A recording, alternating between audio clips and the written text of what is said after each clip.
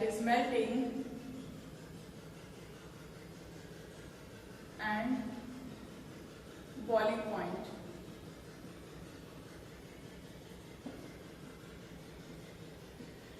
Melting and boiling point पे क्या effect होता है? एज वी नो अल्कली, एक तरफ हम लिख लेते हैं alkali, here we will write alkali matter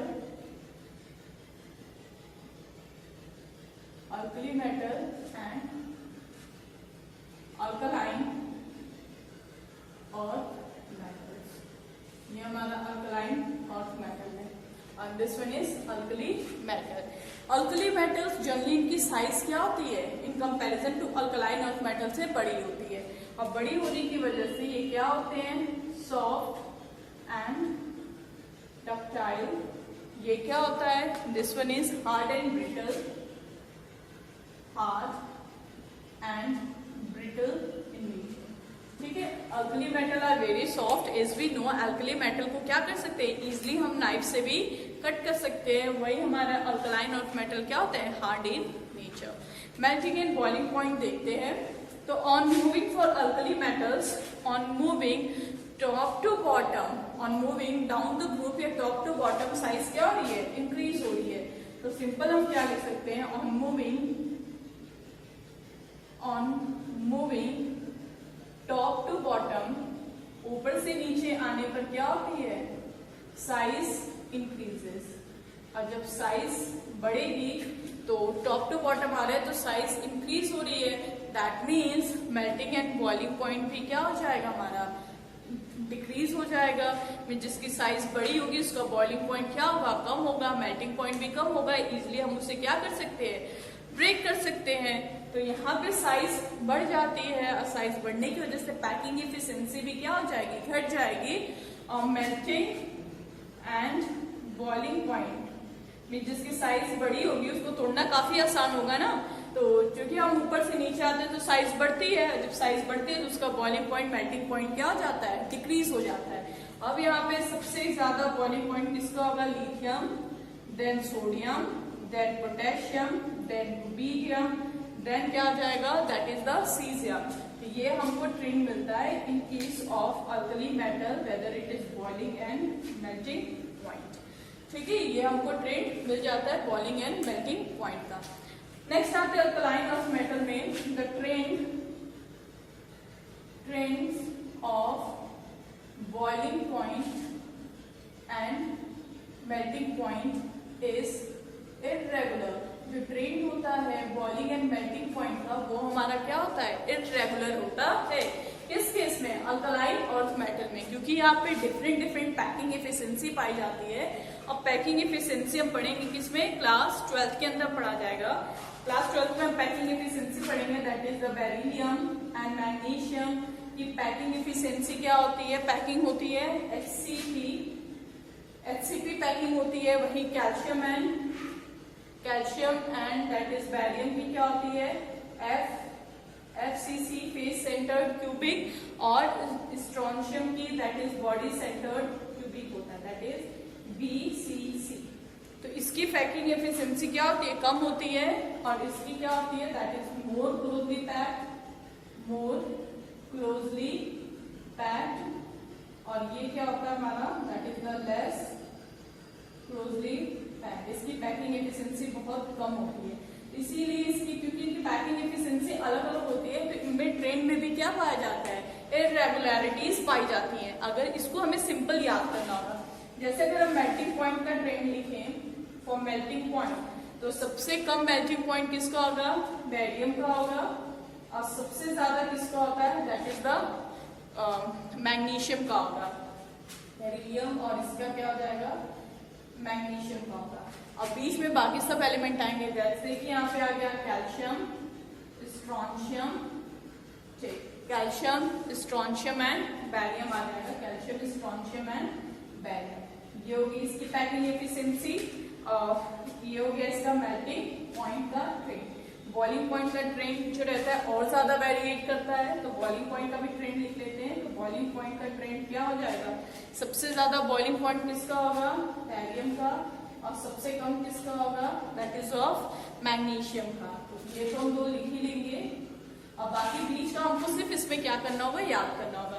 तो इसके बाद क्या आ जाता है, बैरियम, उसके बाद क्या आ जाएगा, कैल्शियम, इसके बाद क्या आ जाएगा हमारा strontium, that mean will be strontium, और उसके बाद क्या आ जाएगा, मैग्नीशियम। तो ये जो ट्रेंड होता है, this trend is for our that is boiling point. ये जो ट्रेंड होता है हमारे बॉइलिंग पॉइंट का ट्रेंड होता है। नेक्स्ट आते हैं colour. Property number 6 is flame colouration या flame colour. Property number 6, heading डालें property number 6 flame colouration,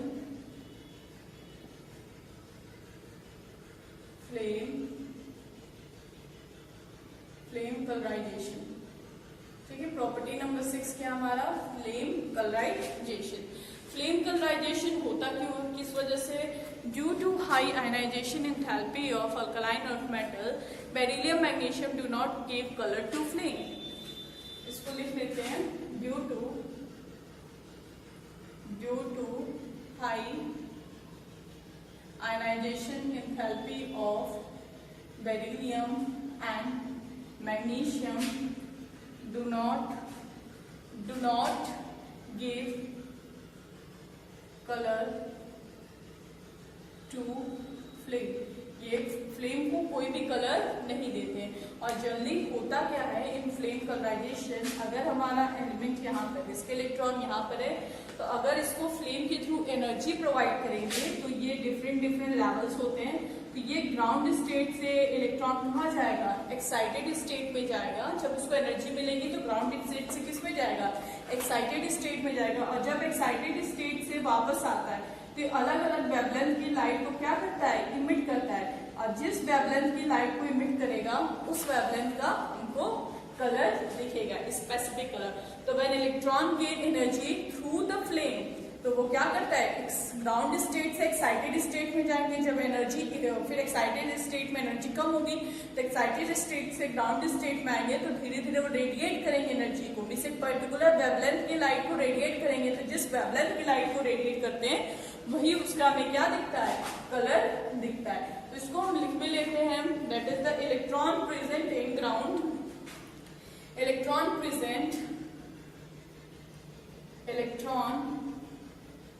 present in atom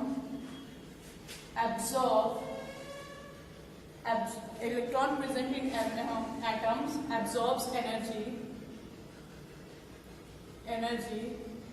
from flame and are excited to higher energy level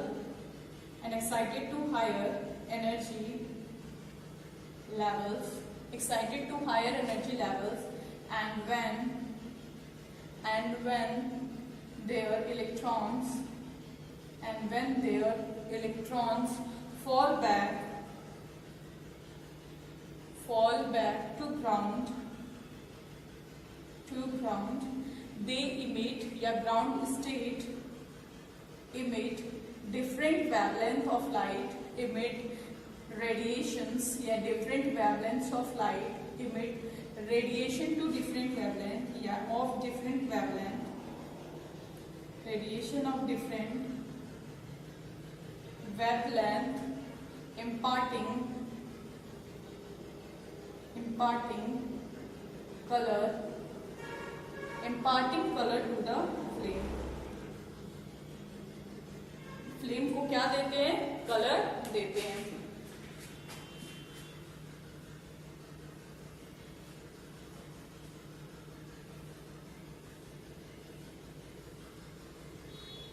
imparting colour to the flame. देखो अब colour हमको कैसा दिखता है, ये colour आपको याद करना होगा। इन केस ऑफ लिथियम, यहाँ हो गया lithium, sodium, potassium, rubidium and caesium. ठीक, ये हमारा अल्कली मेटल का हो गया है। नेक्स्ट आ जाते हैं in case of alkaline earth metal, तो beryllium, magnesium, calcium, that one is the strontium and barium.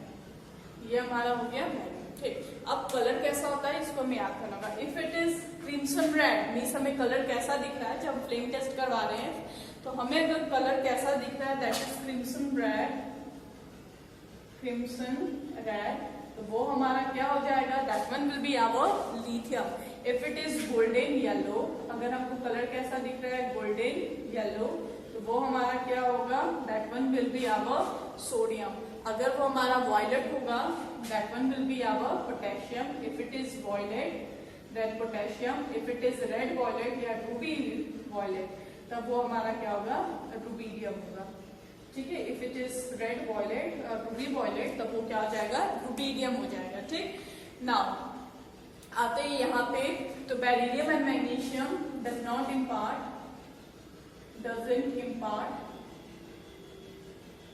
impart color to the flame। ये फ्लेम में कोई भी कलर इम्पार्ट नहीं करते due to their small size and high ionisation enthalpy. Due to small size and high ionisation enthalpy, क्योंकि इनकी ionization enthalpy ज्यादा होती है, साइज क्या होती है, छोटी होती है। कैल्शियम का कलर कैसा दिखेगा अगर हम फ्लेम टेस्ट करवाएंगे, that is brick red. It will be brick red, ईटे की तरह रेड, ब्रिक रेड। और स्ट्रॉन्शियम होगा that one will be dark red colour हमको दिखेगा। इसका कलर कैसा दिखेगा, डार्क रेड। और बेरियम होगा तो it will be Apple green, जैसे एप्पल का ग्रीन कलर होता है सेम वैसे हमको ये ग्रीन कलर दिखेगा, it will be Apple green. तो ये हम डिफरेंट कलर से हम बता सकते हैं, अगर ये इस पर्टिकुलर ये कलर इमिट हो रहा है तो हम देख के कलर बता सकते हैं कि ये हमारा पर्टिकुलर एलिमेंट होगा। अगर ये रेड वॉयलेट है that means it is rubidium. If it is golden yellow तब वो क्या हो जाएगा, हमारा पोटेशियम हो जाएगा। तो यहाँ से हम इजिली देख के इम्पार्ट कलर को ही देख के बता सकते हैं कि हमारा एलिमेंट कौन सा है।